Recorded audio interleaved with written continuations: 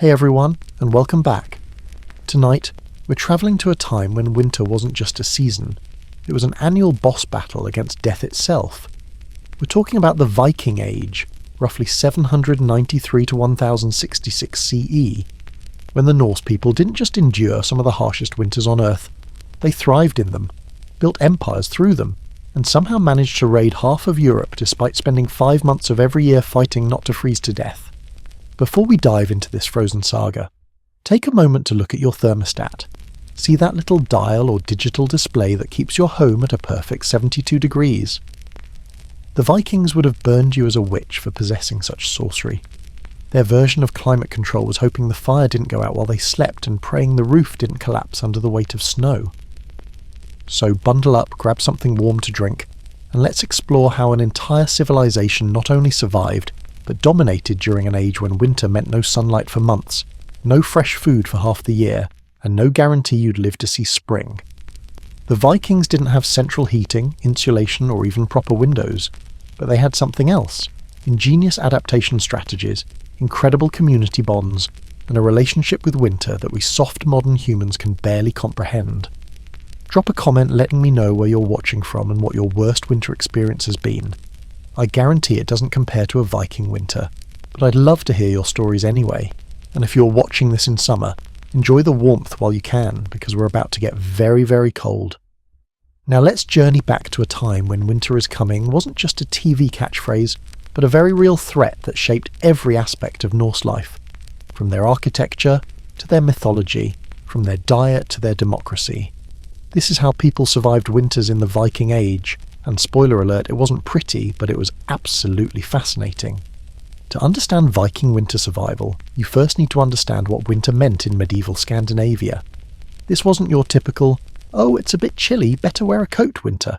This was nature actively trying to murder you for 5 months straight. In Norway, Sweden, Denmark, Iceland, and the other Viking territories, winter began in October and didn't release its grip until April. But this wasn't uniform across the Viking world. In Denmark, you might get away with just freezing rain and soul-crushing darkness. In Iceland or northern Norway, you were looking at months where the sun literally never rose above the horizon. The temperatures regularly plunged to minus 40 degrees Fahrenheit in the northern regions. That's cold enough to freeze exposed flesh in minutes, cold enough that spit would freeze before it hit the ground, cold enough that metal tools would stick to your skin and tear it off if you were careless. And this wasn't occasional cold snaps. This was just Tuesday in January, but temperature was only part of the problem. The darkness was arguably worse. In the Arctic regions where many Vikings lived, the polar night meant up to 2 months of complete darkness. Not dim light, not short days, absolute darkness. The psychological toll of this cannot be overstated. Imagine not seeing the sun for 60 days while trying to maintain your sanity and perform the back-breaking labour necessary for survival. The snow accumulation was measured not in inches, but in stories. Archaeological evidence and saga accounts describe snow so deep that houses were completely buried, with only the smoke holes visible. People had to dig tunnels between buildings. Entire farmsteads would disappear under white blankets that wouldn't melt until May. The wind was another killer, literally. Nordic winter storms could reach hurricane force, driving snow horizontally with such violence that visibility dropped to 0. These storms, called björk in Old Norse, could last for days. Getting caught outside in one meant certain death. The wind chill could make minus 20 feel like minus 60, and the Vikings didn't have synthetic materials or modern cold weather gear to protect them. Ice was everywhere and everything. Rivers froze solid enough to support horses and sleds. The fjords would freeze over, trapping ships until spring. Even the sea ice would extend far from shore, sometimes connecting islands to the mainland and completely reshaping the geography for months. This ice wasn't smooth skating rink material. It was jagged, unpredictable, and constantly shifting, groaning with sounds the Vikings attributed to frost giants. The winter storms brought more than just snow.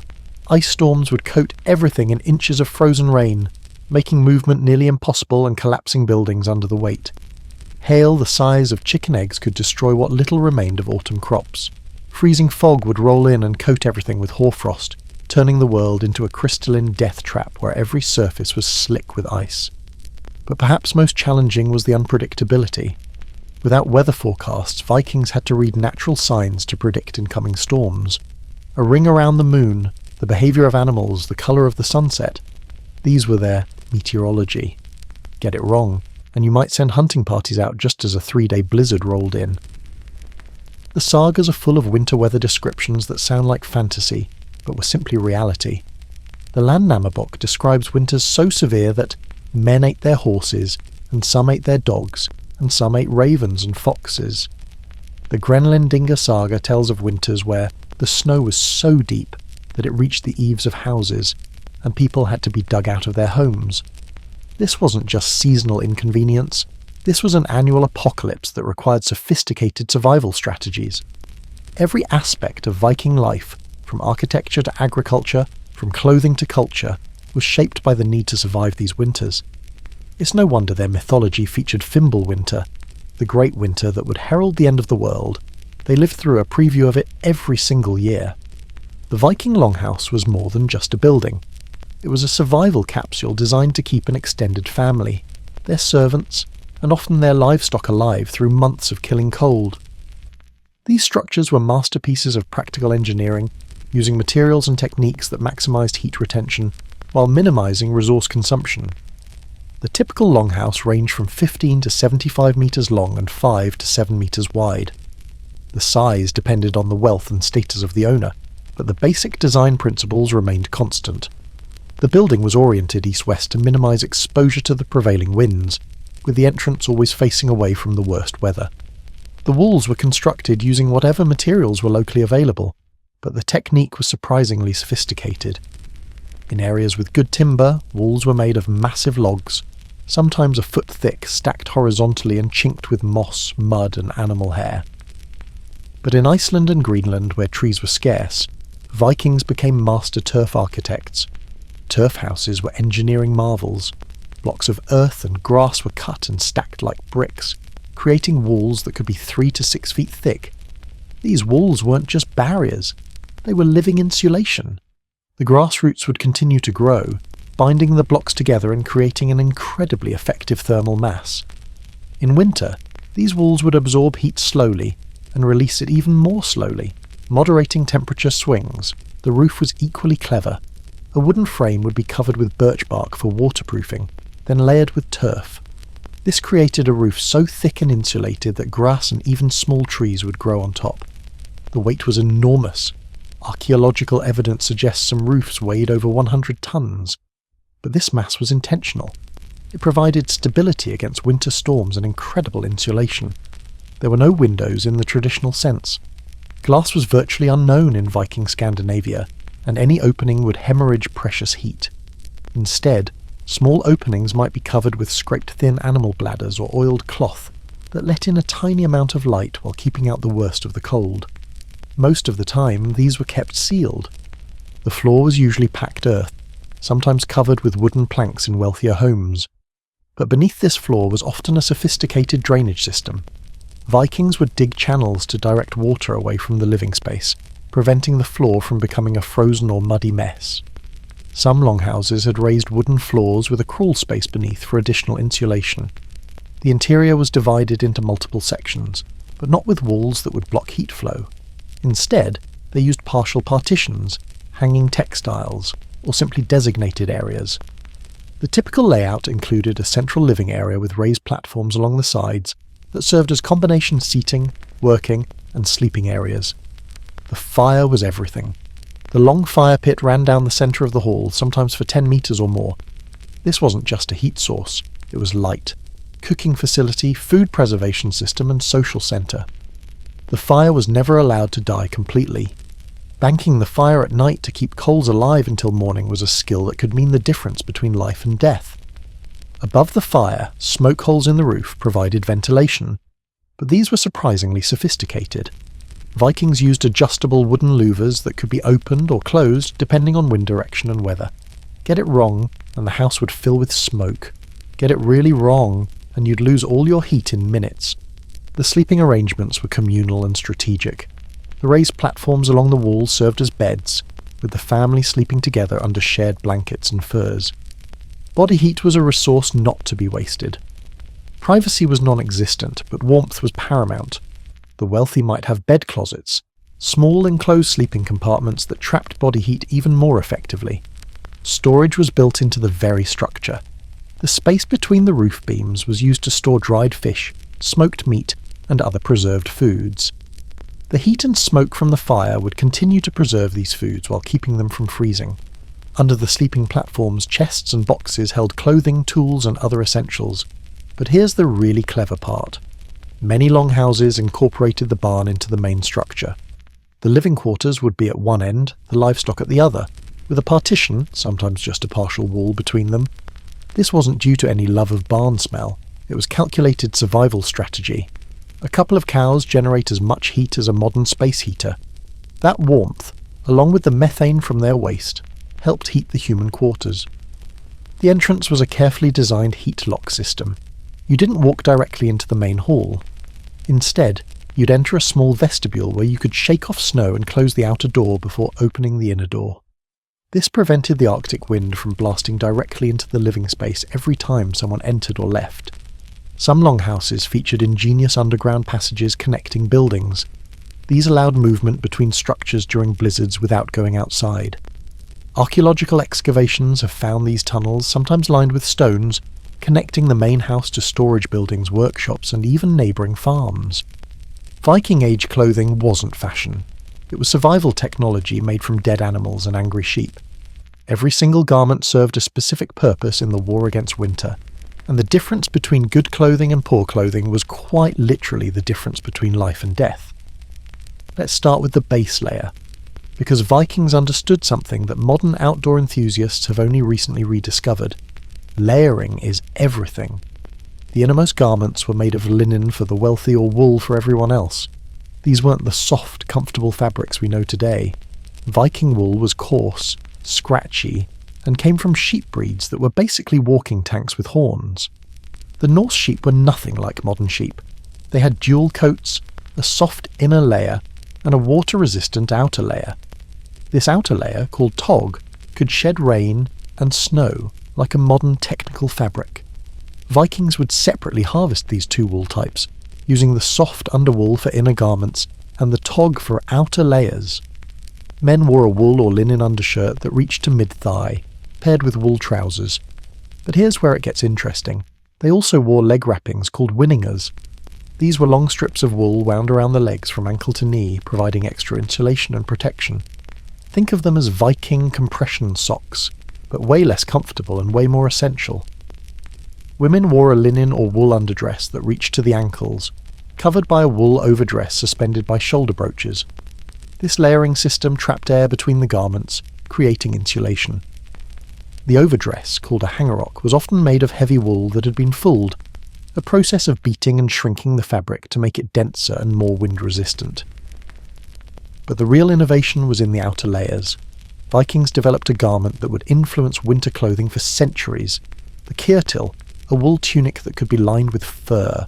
For the wealthy, this might be lined with bear, wolf, or even Arctic fox fur. For the common Viking, it would be lined with sheepskin, rabbit, or whatever small animals they could trap. The Viking cloak was a masterpiece of practical design. These weren't just blankets with a brooch. They were carefully constructed garments, often made from multiple layers of wool with different properties. The outer layer might be tog wool for water resistance, the middle layer regular wool for insulation, and the inner layer soft wool or fur for comfort. Some cloaks weighed over 20 pounds. These cloaks were massive, sometimes using fabric widths of 3 meters or more. They could be wrapped multiple times around the body, creating a portable shelter. In extreme weather, a Viking could squat down and pull the cloak over their head, creating a mini tent that trapped body heat. The cloak pin wasn't just decorative, it was engineered to hold enormous weight without tearing the fabric. Mittens, not gloves, were the hand protection of choice. Vikings understood that keeping fingers together preserved heat better. These mittens were often made from multiple layers, with an outer layer of water-resistant leather or sealskin and an inner layer of wool or fur. Some had a slit in the palm that allowed the hand to emerge when dexterity was needed, while keeping the fingers covered. Footwear was surprisingly sophisticated.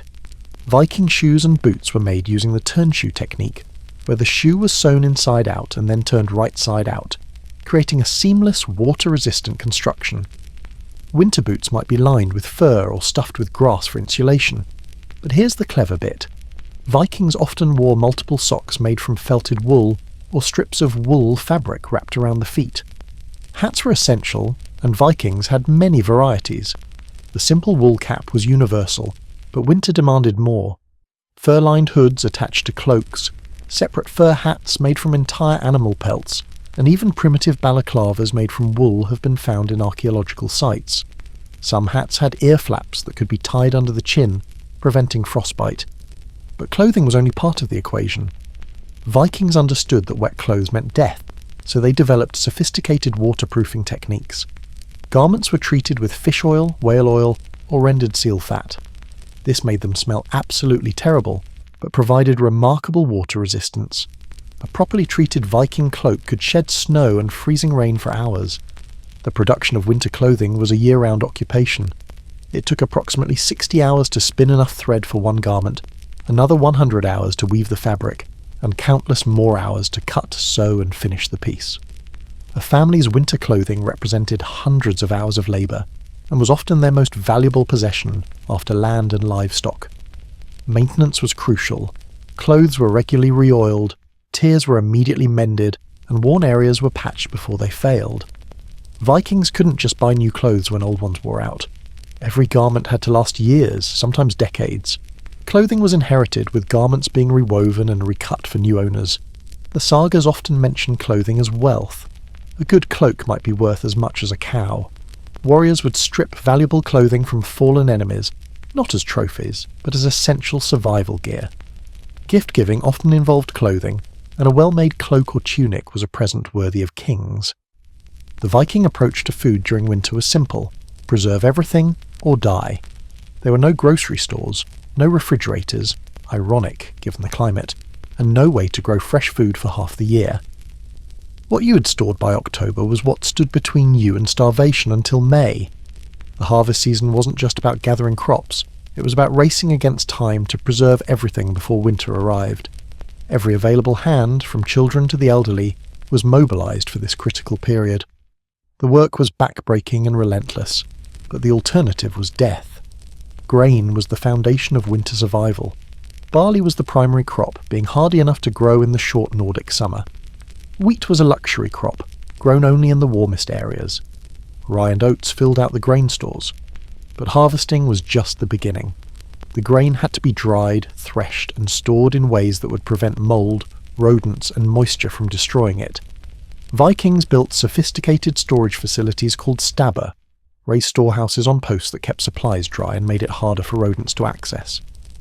These weren't simple sheds, but carefully engineered structures with overlapping board construction that allowed air circulation while keeping out rain and snow. Some could hold enough grain to feed a family for 2 years, insurance against failed harvests. But grain alone wouldn't keep you alive through winter. Protein was essential, and Vikings had developed numerous preservation methods. Smoking was perhaps the most common. Every longhouse had dedicated smoking areas, usually in the rafters above the fire. Fish, meat, and even cheese would be hung there, slowly curing in the constant smoke. The smoking process was an art. Too hot, and the meat would cook rather than preserve. Too cool, and it would rot. Vikings learned to maintain perfect smoking temperatures using specific woods: birch for a mild flavour, juniper for its antibacterial properties, and alder for fish. The process could take weeks, resulting in meat that would last months. Salting was another crucial technique, but salt was expensive and often had to be imported or laboriously extracted from seawater. Vikings developed a method called gravlax, literally grave salmon, where fish was buried in salt, sugar from birch sap, and dill, creating a preserved delicacy that's still enjoyed today. For meat, they used dry salting, packing cuts in salt for weeks, until the moisture was completely drawn out. Fermentation was the Vikings' secret weapon against scurvy and malnutrition. They fermented everything: fish, meat, dairy, vegetables, even shark. The famous, or infamous, hakal, fermented shark, wasn't created for its taste, but because fermentation neutralized the toxic ammonia in Greenland shark meat, making an otherwise poisonous fish edible. Sauerkraut and other fermented vegetables provided crucial vitamin C during winter. Vikings didn't understand vitamins, but they knew that those who ate fermented cabbage didn't get the bleeding gums and weakness that plagued others by winter's end.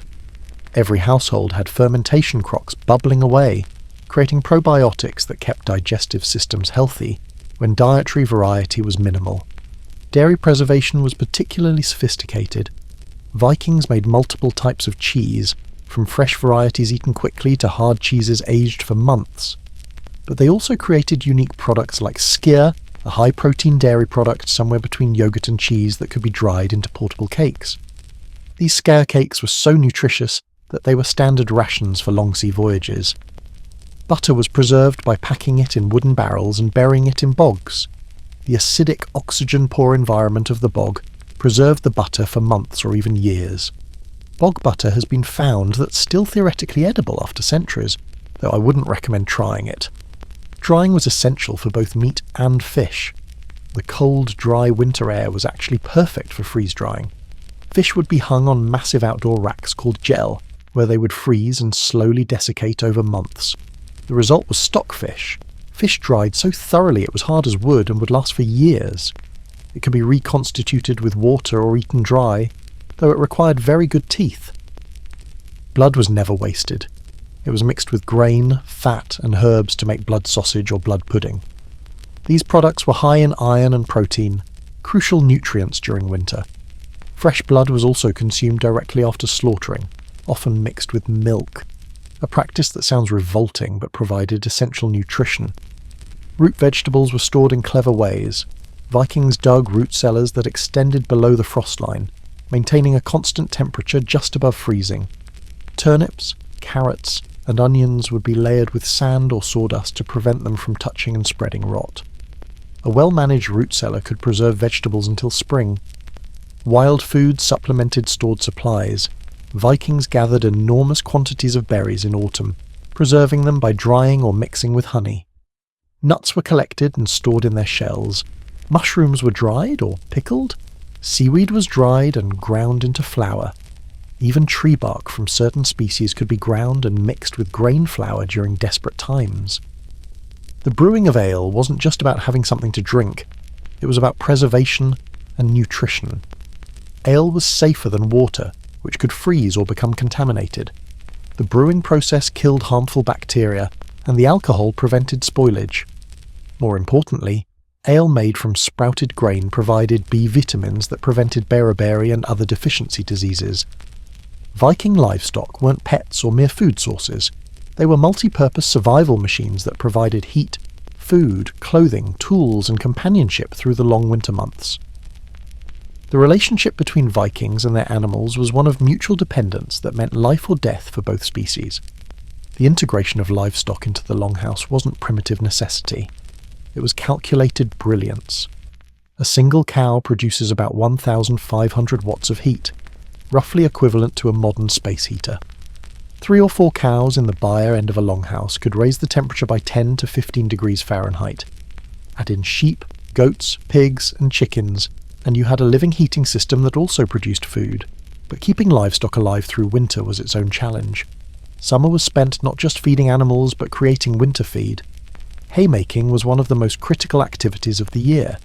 Every available meadow was cut, the grass dried and turned multiple times, then stored in weatherproof haystacks or barns. A single cow needed about 2 tons of hay to survive winter, and that was if you were stingy. Vikings became master hay architects. They built haystacks that could shed rain and snow while maintaining airflow to prevent mold. These weren't random piles, but carefully constructed domes with thatched tops. Some regions built hay barns on posts, similar to grain storage, keeping the hay dry and accessible even when snow was deep. When hay ran short, which it often did by late winter, Vikings turned to alternative feeds. Seaweed was collected, dried, and fed to livestock. Fish waste from preservation processes was mixed with grain husks.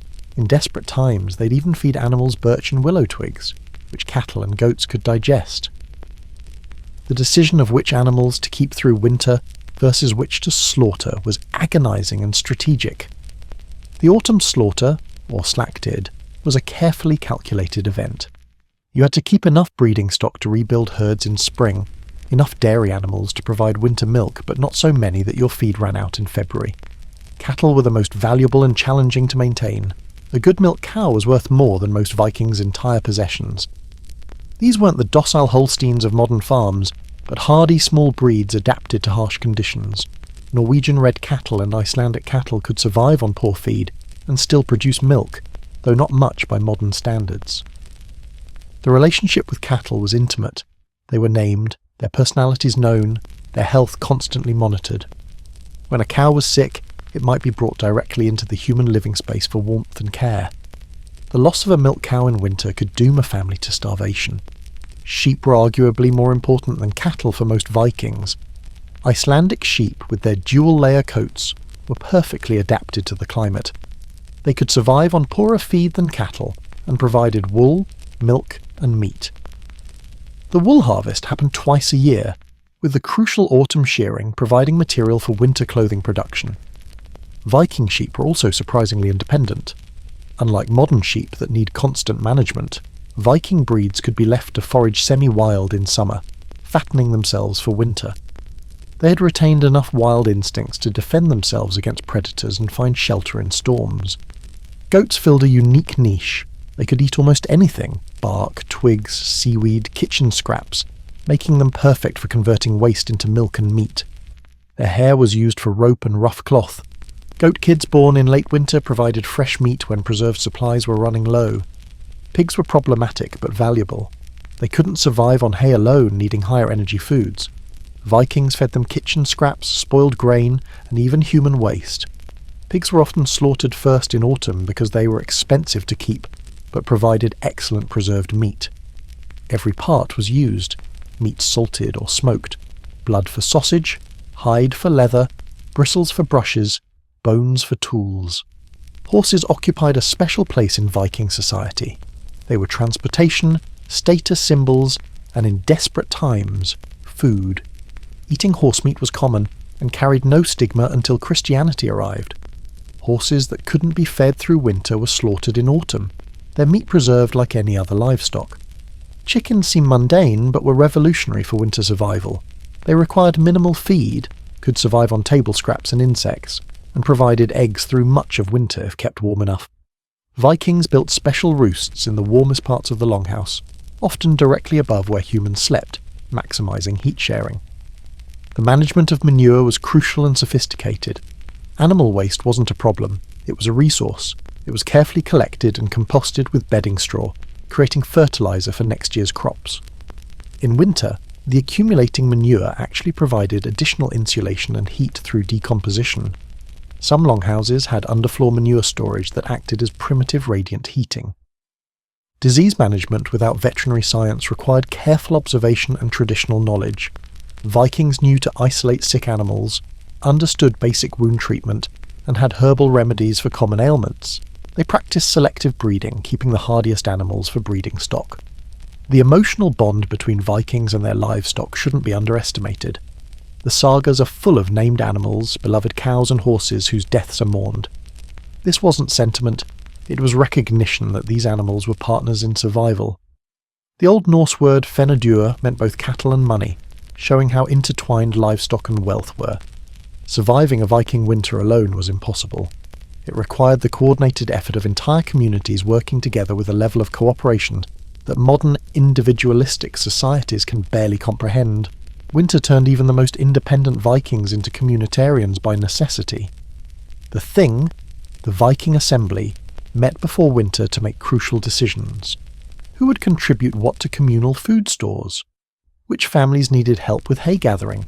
Who had surplus livestock and who needed breeding stock? These weren't casual discussions. They were life and death planning sessions that could determine whether everyone survived until spring. Labour sharing was formalised through a system called dugnad, where everyone contributed work to communal projects. Haymaking, house repairs and wood cutting were done collectively. A family alone might take weeks to cut enough firewood. A community working together could ensure everyone had fuel in days. This wasn't charity, it was insurance. Help your neighbour today because you'd need their help tomorrow. The communal feast hall wasn't just for celebrations. It was a survival strategy. During the darkest months, families would gather in the largest, best-heated hall rather than trying to heat multiple homes. This conserved fuel, shared body heat, and perhaps most importantly, maintained morale through the psychological challenge of endless darkness. Food sharing was systematic, not voluntary. Wealthy farmers were socially and legally obligated to support poorer neighbours through winter. This wasn't generosity, it was investment in social capital. A chieftain who let his people starve would find himself without followers come spring. The reciprocal nature of Viking society meant that hoarding while neighbours starved was social suicide. The Vikings had developed sophisticated food insurance systems. Communities maintained communal food stores, controlled by the thing, that could be distributed during emergencies. Families contributed during good years and withdrew during bad ones. It was social security, Viking style. Knowledge sharing was crucial. The elderly were walking encyclopedias of survival knowledge. They knew which signs predicted harsh winters, how to treat livestock diseases, where to find emergency food sources, and countless other pieces of vital information. Winter evenings in the communal hall were spent sharing this knowledge through stories and songs, encoding survival information in memorable narratives. Winter was when most craft production happened, and this too was communal. Women would gather to spin, weave, and sew, sharing techniques and materials. Men would work together on woodworking, tool-making, and repair. These gatherings weren't just efficient. They were essential for maintaining skills and passing them to the next generation. The fostering system, where children were sent to live with other families, wasn't just about education or alliance building, it was risk distribution. If disaster struck one household, the children were safe elsewhere. It also meant more hands for winter work and knowledge transfer between families. Trade networks had to function despite winter, and Vikings developed remarkable systems for this. Ice roads across frozen rivers and fjords actually made some trade easier in winter than summer. Communities would coordinate to keep these routes clear and safe. Trading expeditions were communal efforts, with multiple families contributing goods and sharing profits. Defence was necessarily communal. Winter raids were rare but devastating when they occurred. Communities maintained watch systems, with families taking turns keeping lookout during the long nights.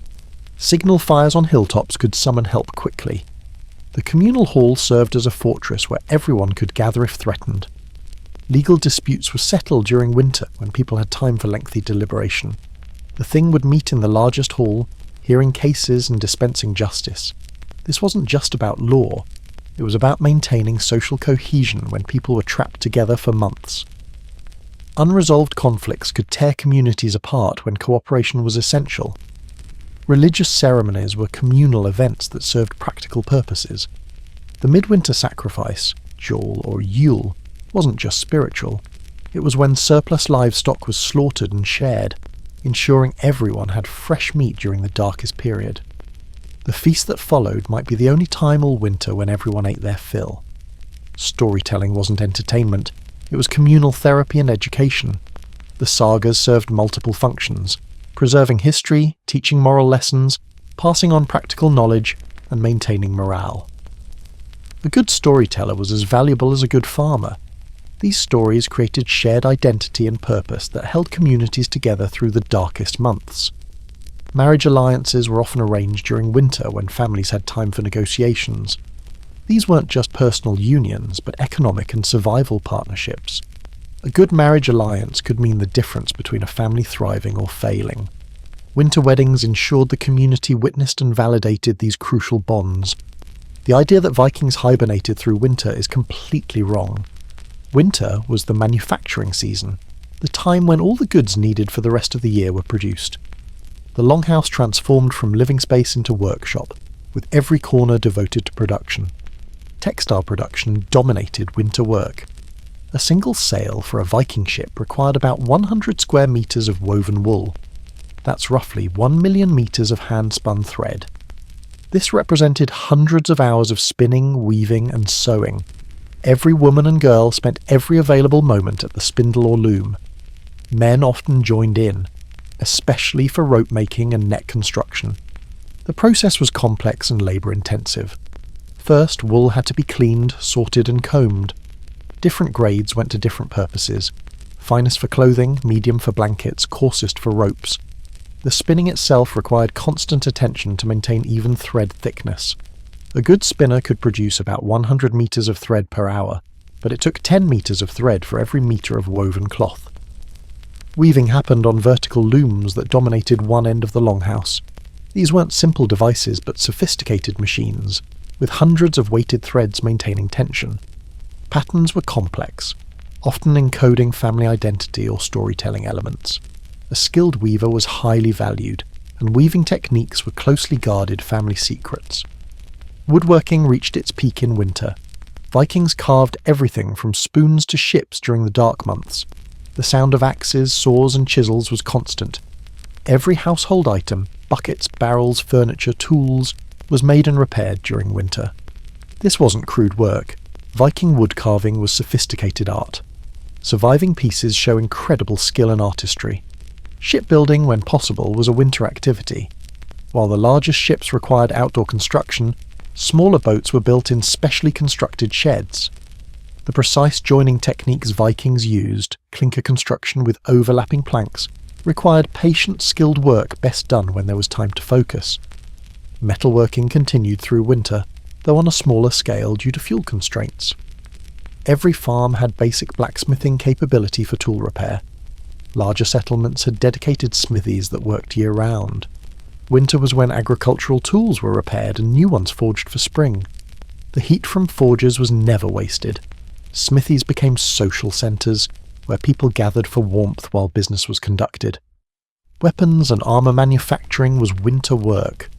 Chainmail required thousands of individual rings, each made by hand, riveted together in precise patterns. A single mail shirt might take 300 hours to complete. Sword blades were pattern welded in complex processes that could take weeks. Shield construction, arrow making and spear forging all happened during winter months. Hunting wasn't sport, it was essential winter work. Tracking was actually easier in snow and preserved better in cold, but winter hunting was dangerous. Hunters might be gone for days, sheltering in small huts or snow caves. Ice fishing required cutting through ice sometimes meters thick, then hours of patient waiting in freezing conditions. The gathering of winter-specific resources was crucial. Ice was cut and stored for food preservation. Certain barks and lichens could only be harvested in winter. Pine tar, essential for waterproofing, was extracted through a process of slow-burning pine roots in covered pits, work that took days of careful tending. Trading expeditions happened in winter when frozen rivers became highways. Sledges pulled by horses or oxen could transport huge loads across ice. These journeys were dangerous. Ice could break, storms could strike, wolves were desperate. But winter trade was essential for obtaining goods not locally available. Trading expeditions happened in winter when frozen rivers became highways. Sledges pulled by horses or oxen could transport huge loads across ice. These journeys were dangerous. Ice could break, storms could strike, wolves were desperate. But winter trade was essential for obtaining goods not locally available. Education happened primarily in winter. Children learned runes, memorized genealogies and laws, and heard the stories that defined their culture. But education wasn't just intellectual. Boys learned weaponcraft, girls learned complex textile techniques, and everyone learned the practical skills needed for survival. Winter was when knowledge was transferred between generations. Games and sports weren't just entertainment, but training for necessary skills. Board games like Nafateful taught strategic thinking. Physical competitions maintained fitness when outdoor work was limited. Ski competitions weren't sport, they were practice for winter travel and hunting. Wrestling and weapon practice ensured men stayed combat ready. Law learning was a winter specialty. Viking law was oral tradition, memorized and recited by law speakers.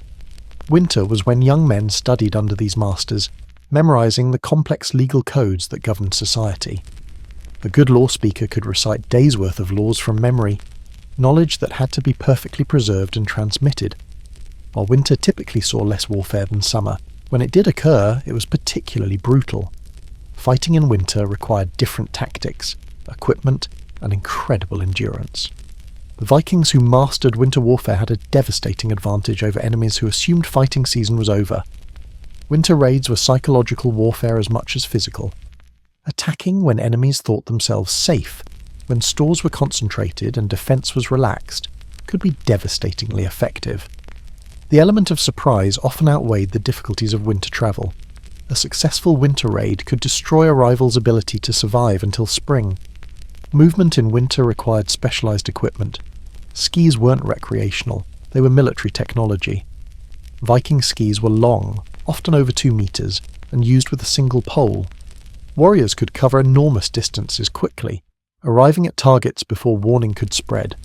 Ski warfare required different techniques: archery from skis, rapid deployment, and hit-and-run tactics. Ice combat was its own discipline. Fighting on frozen rivers or fjords meant dealing with uncertain footing, the risk of breaking through and nowhere to retreat. Vikings developed specific techniques for ice combat, including using specialised footwear with iron crampons for grip. Shield's tactics changed. The shield wall was less effective when footing was uncertain. Winter clothing had to balance protection with mobility. Heavy furs kept you warm but restricted movement. Metal armour conducted cold directly to the body. Vikings developed layered protection systems, wool padding under mail, leather over joints, and cloaks that could be quickly discarded when combat began. Fingers had to stay warm enough to grip weapons, but sensitive enough to fight effectively. Weapon modifications for winter were crucial. Bowstrings became brittle in extreme cold, and had to be kept warm against the body until needed. Sword grips were wrapped with leather or cloth to prevent skin from freezing to metal. Spear shafts could shatter in extreme cold if made from the wrong wood. Every piece of equipment had to be adapted for cold weather function. Siege warfare in winter was particularly challenging. Defenders had the advantage of shelter, but attackers could use cold as a weapon. Cutting off fuel supplies or destroying shelters could force surrender without direct combat. Ice and snow could be used to build temporary fortifications.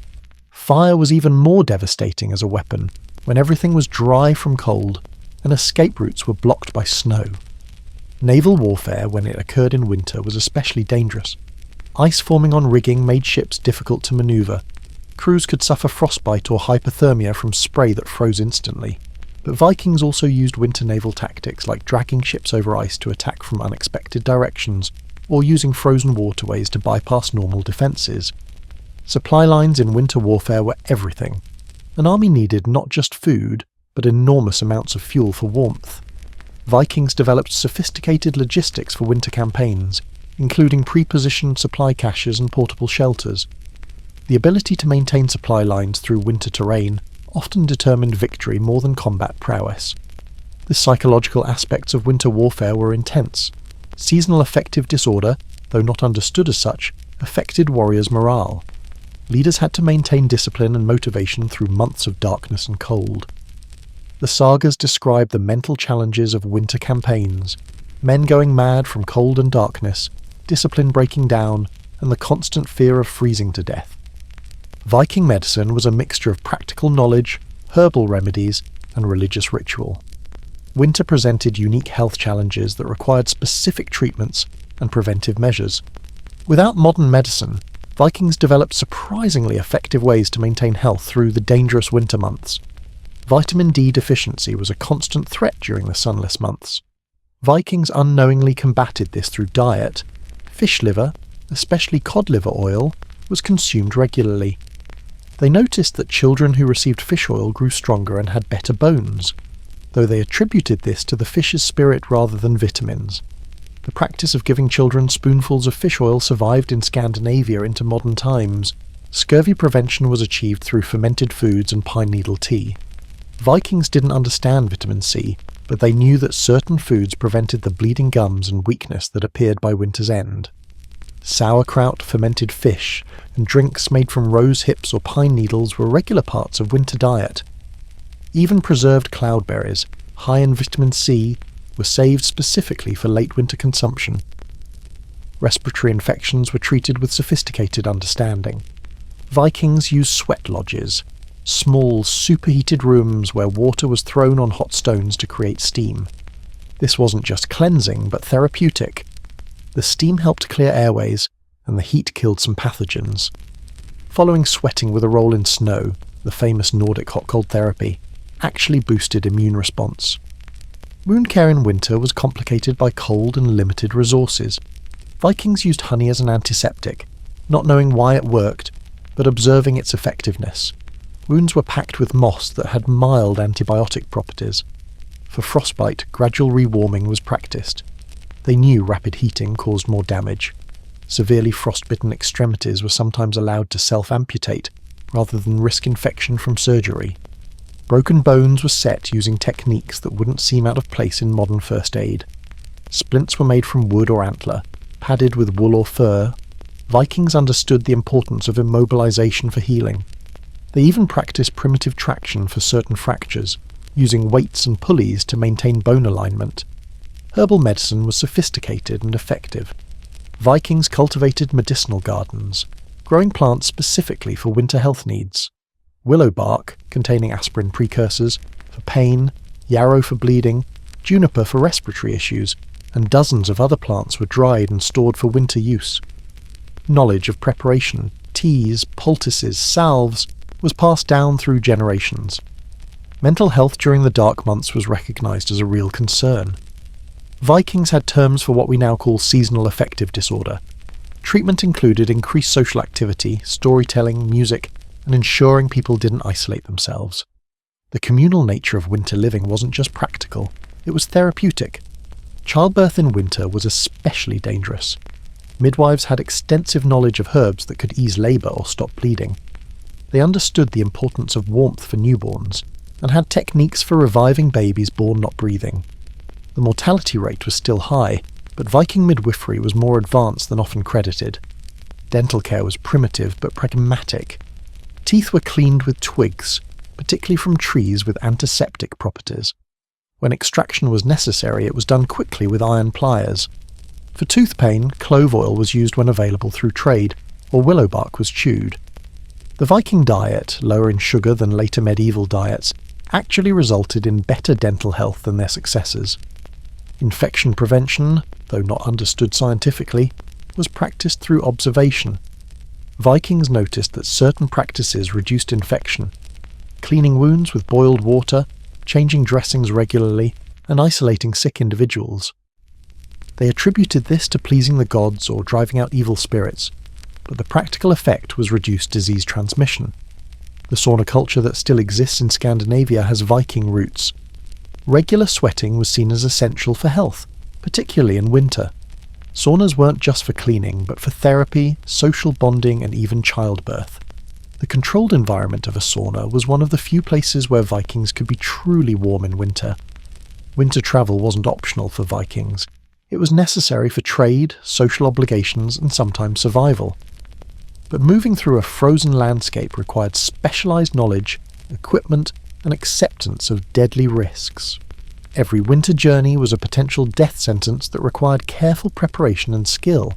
Skis were the primary winter transportation technology, and Vikings were masters of their use.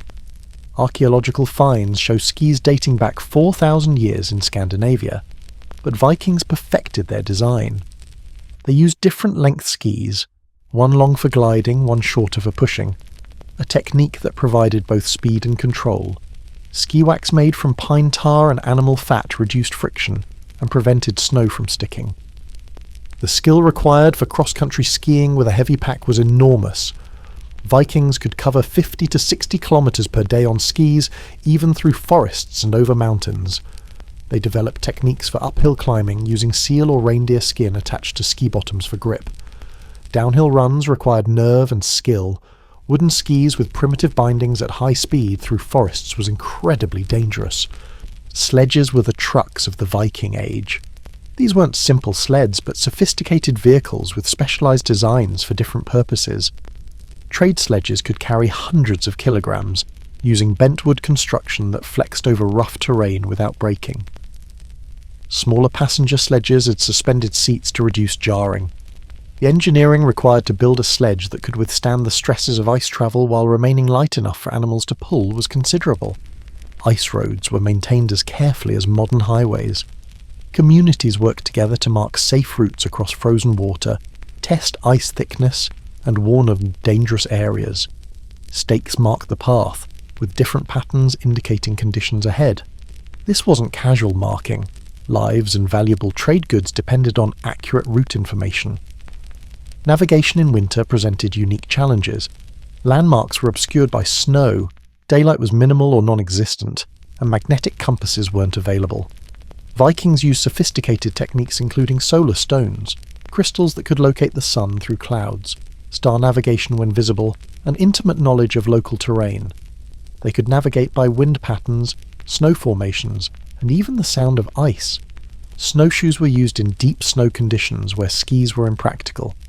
Viking snowshoes were works of art, bent wood frames with intricate webbing from animal sinew or leather strips. Different designs were used for different snow conditions. The ability to walk on top of deep snow while carrying heavy loads was essential for winter hunting and travel. Dogs and horses were trained specifically for winter travel. Sledge dogs weren't common in mainland Scandinavia, but were used in the far north. Horses were fitted with special shoes with iron spikes for ice grip. The training required to get a horse to confidently walk on ice or through deep snow was extensive. A well-trained winter horse was extremely valuable. Shelter during travel was carefully planned. Vikings built chains of small huts along trade routes, spaced a day's travel apart. These weren't elaborate, usually just 4 walls, a roof and a fire pit, but they could mean the difference between life and death. Travellers maintained these shelters, leaving firewood for the next user. It was understood that destroying or not maintaining a travel shelter was tantamount to murder. Weather prediction for travel was crucial. Vikings read natural signs with remarkable accuracy. The behaviour of birds, the colour of sunrise, the feel of the wind, cloud formations, all provided information about incoming weather. The decision to travel or wait could not be taken lightly. Setting out before a storm meant death. Emergency equipment was always carried. This included fire-starting materials kept dry against the body, emergency food, usually dried fish or meat, repair materials for skis and clothing, and knowledge of snow cave construction. Vikings could build emergency shelters from snow that were surprisingly warm and strong. River crossings in winter were particularly dangerous. Ice might look solid but be weak in the middle where current ran underneath. Vikings developed techniques for testing ice, cutting holes to check thickness, listening for hollow sounds, watching for dark patches that indicated thin ice. When ice was uncertain, they would distribute weight using long poles or boards. The production of winter clothing was a year-round occupation that reached fever pitch during the dark months. Every Viking household was essentially a textile factory, with every member contributing to the complex process of turning raw materials into the clothing that would keep them alive. Wool processing began immediately after shearing. The dual-coated sheep produced 2 distinct types of wool that had to be separated by hand, a process called ruing. The outer coat, tog, was longer and water-resistant, while the inner coat, thel, was soft and insulating. This separation took hours per fleece, with women and children carefully pulling apart the fibres. Cleaning the wool was an elaborate process.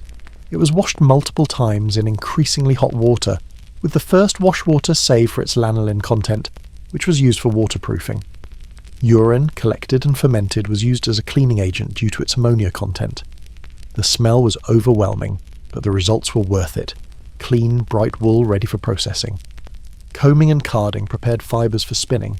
Vikings used paired combing boards with iron teeth to align long fibres for thread, while shorter fibres were carded for batting or felt. The tools themselves were valuable. Iron combs were traded across hundreds of miles. A good set of combs could process wool much faster than poor ones, making the difference between adequate clothing and freezing. Spinning was constant work. The drop spindle was in use whenever hands were free, while walking, watching livestock, even during social gatherings. A competent spinner could produce thread while doing other tasks, the spindle hanging and twisting as they moved. The skill required to maintain consistent thread thickness while multitasking was developed from childhood. Different weights of thread were needed for different purposes. Fine thread for inner garments, medium for everyday clothes, thick for outer garments, and extra thick for rope and straps. Controlling thread weight required adjusting the spindle weight and spinning speed. skills that took years to master. Dyeing happened before or after spinning, depending on the desired result. Vikings had access to numerous local dye sources: madder for red, woad for blue, weld for yellow, and various lichens for purples and browns. The dyeing process was complex chemistry. Mordants like iron or copper salts were needed to fix colours, and temperature control was crucial. The high status purple dye from lichens required fermentation in ammonia, urine, for weeks. The smell was horrific, but the result was a colour that wouldn't fade. Red from madder root required careful temperature control. Too hot and the colour turned brown. Blue from woad was particularly complex, requiring fermentation vats that had to be maintained at precise temperatures. Weaving on the warp-weighted loom was a full-body activity. The weaver stood for hours, using sword-like beaters to pack threads tight.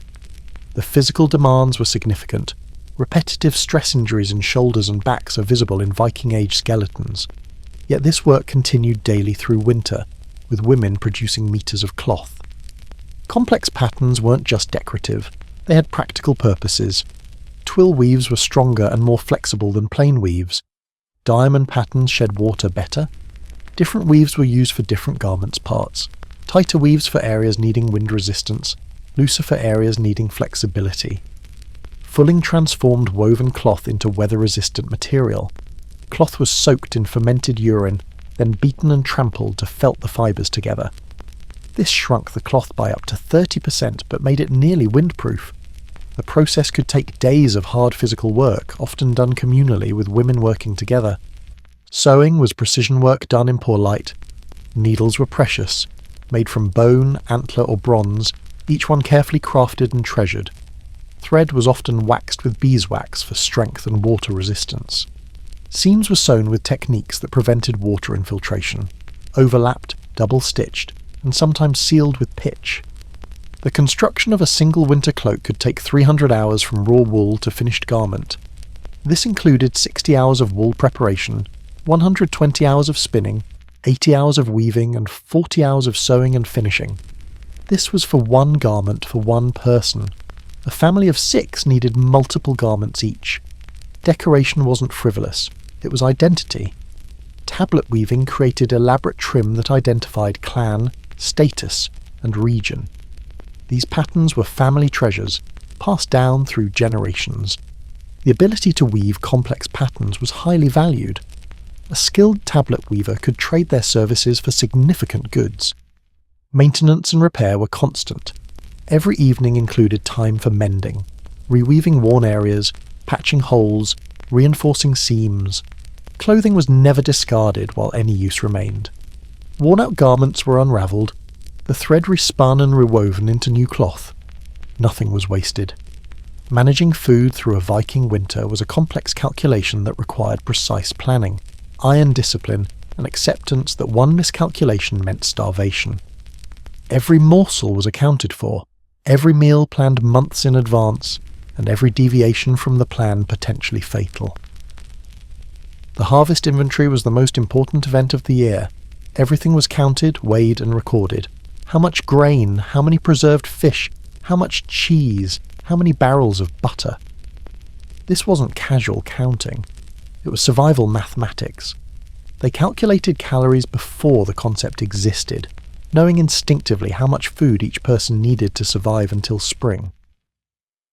Rationing began immediately after harvest. Daily allowances were established for each family member, with adjustments for age, pregnancy, and work requirements.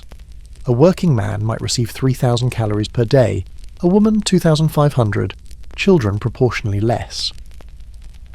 These weren't generous allowances, they were survival minimums calculated to last exactly until the next harvest. Storage systems were sophisticated. Different foods required different conditions. Grain needed dry, ventilated storage to prevent mold. Fermented foods needed consistent cool temperatures. Dried fish needed protection from moisture. Root vegetables needed humidity without freezing. Managing all these different requirements in primitive conditions required extensive knowledge and constant vigilance. The meal schedule was rigid. Breakfast, dagverda, was usually porridge or bread with butter or cheese. The main meal, nattverda, was in evening, featuring preserved meat or fish with root vegetables. This wasn't about preference, it was about maximising nutrition and managing hunger. Eating the main meal before sleep helped maintain body temperature through the night. Cooking techniques maximised nutrition extraction. Bones were boiled repeatedly to extract every bit of marrow and gelatin. Vegetable peelings went into soup stocks. Fish bones were ground into meal. Nothing edible was discarded. Even ash from certain woods was used as a salt substitute. The efficiency was born from necessity. Waste meant death. Emergency foods were identified and prepared. Iceland moss, though bitter and requiring special preparation to be edible, could sustain life. Inner bark from pine trees could be dried and ground into flour. Certain seaweeds were nutritious if properly prepared. This knowledge was carefully preserved. Famine foods that tasted terrible, but could bridge the gap during shortage. Portion control was enforced socially.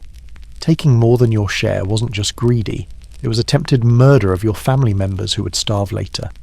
Children were taught from infancy about portion discipline. The sagas contain numerous examples of people honoured for giving up their portions to others and condemned for hoarding. Pregnant and nursing women received extra rations, understanding that the next generation's survival depended on their health. This wasn't favouritism, but practical calculation. A nursing mother needed additional calories to produce milk. A malnourished pregnancy meant a weak child unlikely to survive. These extra rations came from everyone else's portions, shared sacrifice for communal survival. Food security measures were extensive. Storage areas were locked and guarded. Multiple family members knew inventory levels to prevent single-point failure. Hidden emergency caches were maintained in case of raid or disaster. Some families kept seed grain in separate secret storage. Eating the seed grain meant no harvest next year, but it was insurance against total starvation. Trade for food continued through winter when possible. A family with excess preserved fish might trade for grain. Someone with extra cheese might exchange for dried meat. These trades were carefully negotiated. Everyone knew everyone else's stores and needs. Price gouging during shortage was social suicide. Fair trade maintained community cohesion essential for survival. Hunting and fishing supplemented stored foods but couldn't be relied upon. A successful hunt might provide fresh meat for weeks, but hunters might also return empty-handed or not return at all. Ice fishing could provide protein but required significant calorie expenditure in the cold. These activities were bonuses, not basics, in the survival calculation. The mental challenges of Viking winter were as dangerous as the physical ones. Months of darkness, confinement, and constant proximity to the same people created psychological pressures that could destroy individuals and communities. Vikings developed sophisticated strategies for maintaining mental health that predated modern psychology by 1,000 years. The concept of seasonal depression was understood if not scientifically explained. Vikings had specific terms for winter madness, cabin fever, and the various forms of psychological distress that peaked in the darkest months. They recognised that some people were more susceptible than others and developed support systems accordingly. Storytelling wasn't entertainment, it was therapy. The long sagas served multiple psychological functions: escapism from dire circumstances, maintenance of cultural identity, moral instruction, and simple distraction from discomfort. A good storyteller was a therapist, entertainer, and teacher rolled into one. The best storytellers were as valued as the best warriors. The stories themselves were carefully crafted psychological tools. They featured heroes overcoming impossible odds, providing hope. They included humour to break tension. They contained practical wisdom disguised as entertainment. The retelling of familiar stories provided comfort through predictability in an unpredictable world. Music and poetry served similar functions. The complex meters of Viking poetry required concentration that distracted from hardship. Group singing created bonding and synchronized breathing that had calming effects. Musical instruments were played despite cold, stiffened fingers because the psychological benefits outweighed the physical discomfort. Routine was salvation. Vikings maintained strict daily schedules even when darkness made time meaningless. Regular meal times, work periods, and social gatherings provided structure that prevented temporal disorientation. This routine wasn't rigid. It included variety within structure, preventing monotony while maintaining stability. Physical activity was mandatory, not optional. Even in the worst weather, Vikings found ways to maintain physical exercise. Indoor wrestling, weapon practice, and dance weren't just training or entertainment. They were mental health maintenance. The endorphins from exercise combated depression, while the physical exhaustion promoted better sleep. Social roles were carefully maintained to prevent conflict. Everyone had defined responsibilities and spaces. Privacy was created through social convention, even when physical privacy was impossible. Times for solitude were respected. This wasn't natural. It was learned behaviour essential for preventing violence in confined spaces. Conflict resolution systems were crucial. Living in close quarters for months meant minor irritations could escalate to murder. Vikings had formal procedures for addressing grievances before they became violent. Mediation by respected elders, formal apologies and compensation systems prevented feuds from destroying communities. Humour was weaponized against despair. Vikings had a tradition of flyting, competitive insulting that served as a pressure release valve. Making fun of hardship, mocking death, and laughing at suffering weren't denial. They were coping mechanisms. The ability to joke about freezing to death while actually at risk of freezing to death required psychological sophistication. Goal setting maintained hope. Winter projects, a new boat, a complex weaving, memorizing a saga, provided purpose beyond mere survival. Completion of these goals was celebrated communally, providing achievement milestones through the dark months. The anticipation of spring planting, summer raids, or trade expeditions gave future focus during present suffering. Religious and spiritual practices provided meaning to suffering. The concept of Ragnarok, the end of the world preceded by 3 years of winter, made regular winter seem manageable by comparison. Sacrifice to the gods wasn't just superstition. It provided a sense of agency in uncontrollable circumstances. Rituals marked time and provided communal bonding experiences. Gender roles, while restrictive by modern standards, provided psychological stability. Everyone knew their place and purpose. The women's domain of textile production and food preparation was as valued as men's hunting and woodworking. This wasn't equality, but it was respect for essential contributions that maintained individual worth. Children's psychological needs were addressed through education and play. Winter was when children learned not just practical skills, but cultural identity through stories, songs, and games. Play was encouraged even in confined spaces. Archaeological finds include numerous toys and games from Viking settlements. Maintaining childhood joy despite circumstances was seen as essential for raising psychologically healthy adults. The transition periods, approaching winter and emerging spring, were psychologically managed. Preparation for winter included mental preparation, accepting the coming hardship rather than denying it. Spring emergence was gradual, with rituals marking the return of light and warmth. These transitions were communal experiences that prevented individual psychological crisis. The Viking economy didn't hibernate during winter, it transformed. While agriculture stopped, and raiding was mostly suspended, other economic activities intensified. Winter was manufacturing season, when raw materials became trade goods, and when the economic planning for the coming year occurred. Craft specialization reached its peak in winter. While everyone had basic skills, specialists emerged who could trade their expertise for food and goods. A master blacksmith might work for multiple households, paid in food and materials. A skilled weaver might produce cloth for trade rather than just family use. This specialization was economically efficient and psychologically beneficial. It provided purpose and social value. The production of trade goods was calculated months in advance. A family might decide in autumn to produce extra cloth, knowing it could be traded for grain in spring. Woodworkers produced items for summer markets.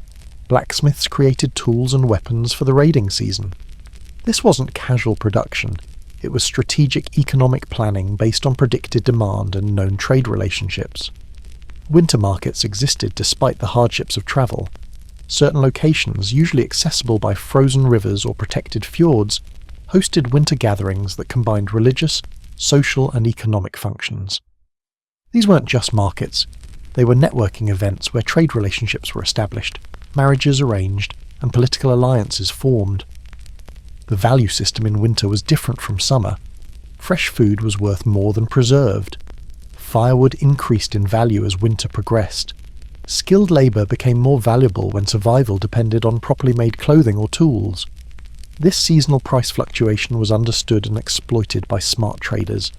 Credit systems were sophisticated. Vikings understood deferred payment and interest, though not always in monetary terms. A loan of grain in winter might be repaid with labour in summer or goods in autumn. These debts were tracked orally but precisely, with witnesses and formal acknowledgements. Default on winter credit could mean social ostracism and economic death. Women's economic power peaked in winter.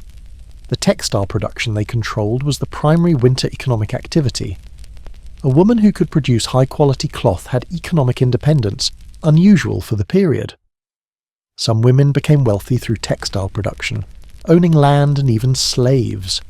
The economic importance of women's work in winter gave them leverage in household and community decisions. Gift economies flourished alongside market economies. Strategic gift-giving created obligation networks that served as social insurance. A wealthy farmer who gave generously during others' hard times could expect support during their own difficulties. This wasn't charity. It was investment in social capital that paid dividends in survival terms. The production standards were remarkably high, despite primitive conditions. Viking crafts found in archaeological sites show quality that matches or exceeds modern handmade goods. This quality wasn't accidental. It was economically necessary. Poor quality goods couldn't be traded, and in the harsh Viking world, economic failure meant literal death. Trade route planning for the coming year happened during winter. Merchants studied maps, mental or physical, planned itineraries, arranged partnerships, and prepared trade goods. The first traders to reach a market after winter often got the best prices, so timing was crucial. This planning required understanding of the weather patterns, political situations, and market demands across hundreds of miles. Currency took various forms in winter. While silver was the standard medium of exchange, winter saw increased use of commodity money, standardized units of cloth, butter, or grain that served as currency. The famous wedmal, a standard measure of wool cloth, functioned as currency across the Viking world. This commodity money was actually more stable than silver, whose value could fluctuate based on raiding success. Viking religious practices in winter weren't separate from survival. They were integral to it. The gods of winter were close, active, and demanding. Religious observance provided structure, meaning, and hope during the darkest months, while mythology explained and contextualized the harsh realities of winter existence. Yule, Joel, was the centre of winter religious practice, but it wasn't a single day. It was a season lasting from mid-December through mid-January. This wasn't arbitrary timing. It coincided with the winter solstice, the point of maximum darkness when the promise of returning light provided psychological relief. Yule celebrations weren't just parties. They were carefully orchestrated religious and social events essential for community cohesion. The wild hunt led by Odin was believed to ride through winter skies. This wasn't quaint mythology. It was terrifying reality for believers. The sound of winter storms was the wild hunt passing overhead. Those caught outside might be swept up and carried away. This belief enforced practical behaviour, staying inside during storms, while providing supernatural explanation for winter's dangers. Sacrifices during winter were serious affairs. The Yule sacrifice, Jollablot, involved killing livestock that couldn't be fed through winter, but this practical necessity was given religious significance. The blood was collected and used in religious ceremonies, sprinkled on altars, participants, and even walls. This wasn't primitive superstition. It was community bonding through shared ritual that reinforced social bonds essential for survival. The gods actively participated in winter. Ulla, god of skiing and hunting, was invoked before every winter expedition. Skadi, the skiing goddess of winter, controlled snowfall and cold. These weren't distant deities. They were active forces that required constant appeasement. A successful hunt was Ulla's favour, an avalanche was Skadi's displeasure. Divination peaked during winter's long nights. The casting of runes wasn't casual fortune-telling. It was serious attempt to understand divine will and predict future conditions. Völvas, seeresses, were consulted about weather, harvest prospects, and community decisions. Their pronouncements could determine whether a trading expedition proceeded or whether extra rations were distributed. The mythology of Fimbulwinter, the 3-year winter preceding Ragnarok, provided context for regular winters. If the gods themselves would struggle through Fimbulwinter, mortal hardship was understandable. This mythology made current suffering bearable by comparing it to ultimate suffering. It also provided hope. If this wasn't Fimbulwinter, spring would come. Ancestor veneration intensified during winter. The spirits of dead family members were believed to be close during the dark months. They were honoured with offerings and included in celebrations. This wasn't just remembrance. It was practical consultation with those who had survived previous winters. Dreams of ancestors were taken as guidance for current problems. The Alphablaw, elf sacrifice, was a private family ceremony so sacred that outsiders were excluded. Elves were associated with fertility and the earth's renewal, crucial concerns during winter. These ceremonies, conducted by the woman of the house, connected families to the land spirits that would ensure spring's return and summer's fertility. Religious stories served practical purposes. Tales of Thor's journey to Utgard taught about winter travel's dangers. Stories of Loki's pranks going wrong reinforced community cooperation. The myth of Baldur's death and promised return paralleled the sun's winter death and spring resurrection. These weren't just entertainment. They were teaching tools, encoding survival wisdom. The conversion to Christianity didn't eliminate winter religious practices, it absorbed them. Yule became Christmas, but the duration, many practices, and underlying concerns remained. The wild hunt became associated with the devil, but people still stayed inside during storms. Saints replaced gods, but the fundamental relationship between religion and winter survival continued. Necessity drove Vikings to develop technologies specifically for winter survival. These innovations, born from desperation and refined through generations, represented sophisticated understanding of materials, physics, and human needs. Many Viking winter technologies were so effective that they remained unchanged for centuries. Insulation technology was remarkably advanced. Vikings understood air gap insulation centuries before it was scientifically explained. Double-walled construction with dead air spaces, multiple layers of clothing with trapped air between them, and even primitive storm windows using stretched bladders with air gaps all used the same principle. They couldn't explain why it worked, but they knew it did. Ice storage and food preservation showed understanding of thermal mass and insulation. Ice houses were dug into north-facing slopes, lined with stone and covered with turf. Packed with sawdust or straw between ice blocks, these could maintain ice through summer. This wasn't just for cooling. Ice was essential for preserving certain foods and medicines. Heating efficiency technologies were constantly refined. The longhouse fire pit evolved to include stone heat sinks that absorbed heat during the day and released it at night. Some settlements developed primitive hypocaust systems, underfloor heating using channels that distributed smoke and heat from a central fire. The engineering required was sophisticated, balancing draft, heat distribution, and smoke management. Skiing technology advanced significantly during the Viking Age.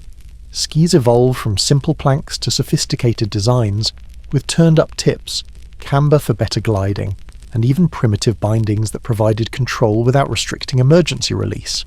Ski wax made from pine tar and animal fats was refined to match different snow conditions, different recipes for wet snow, dry snow, and ice. Metalworking adapted to winter conditions. Vikings developed alloys and tempering techniques that prevented iron from becoming brittle in extreme cold. Tool design accommodated mittened hands, larger handles, simplified mechanisms, guards to prevent flesh from touching metal. These weren't crude adaptations, but thoughtful design improvements. Building techniques evolved for winter construction. Vikings learned to build during winter using techniques that accounted for frozen ground, snow load, and material shrinkage. Foundation stones were placed on gravel beds that prevented frost heaving. Roof angles were calculated to shed snow while maintaining insulation. This knowledge was hard-won through collapsed buildings and frozen inhabitants. Transportation technology included sophisticated sled design. The flexible lashing of sled components allowed them to twist over uneven terrain without breaking, a principle modern engineers call compliant mechanisms. Runners were shod with iron or bone to reduce friction. Some sleds had brake systems using dragging logs or metal teeth. Water management in winter required creative solutions. Vikings prevented water sources from freezing, using constant flow systems, insulated covers, and even primitive antifreeze, salt or alcohol added to water. They developed ice-breaking tools that could maintain water access without excessive effort. Aqueduct systems used gravity and insulation to move water without freezing. Lighting technology maximized precious winter daylight. Reflective surfaces number sign how people survived winters in the Viking Age.